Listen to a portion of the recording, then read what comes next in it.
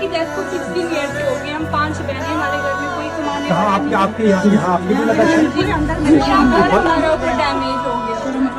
देख सकते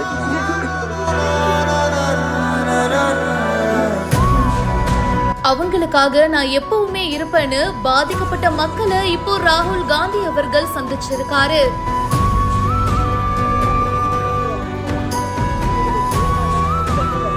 நிகழ்ச்சியான இந்த வீடியோ இப்ப சமூக வலைத்தளங்கள்ல வைரல் ஆயிட்டு இருக்கு.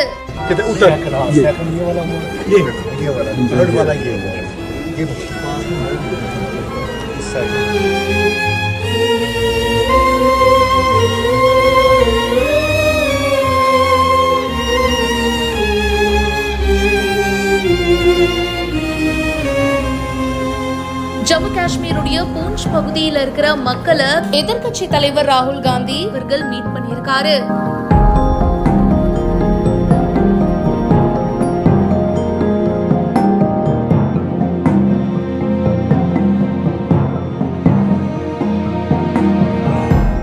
பாகிஸ்தான் ஷெல் தாக்குதல்ல பாதிக்கப்பட்டவங்களை சந்திக்கிறதுக்கு எதிர்க்கட்சி தலைவர் ராகுல் காந்தி அவர்கள் ஜம்மு காஷ்மீருடைய பூஞ்ச்க்கு வந்து போயிருக்காரு.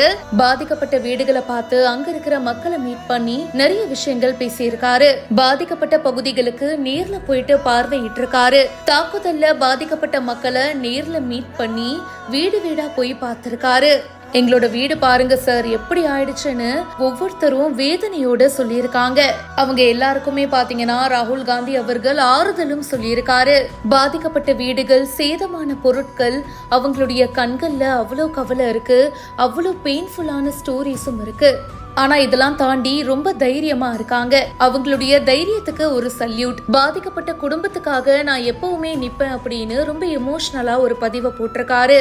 இத பத்தி உங்களுடைய கருத்துக்களை கமெண்ட் செக்ஷன்ல பதிவு பண்ணுங்க. மேலும் பல செய்திகளுக்கு இப்பவே பிஹைண்ட் ரூட்ஸை ஃபாலோ பண்ணுங்க.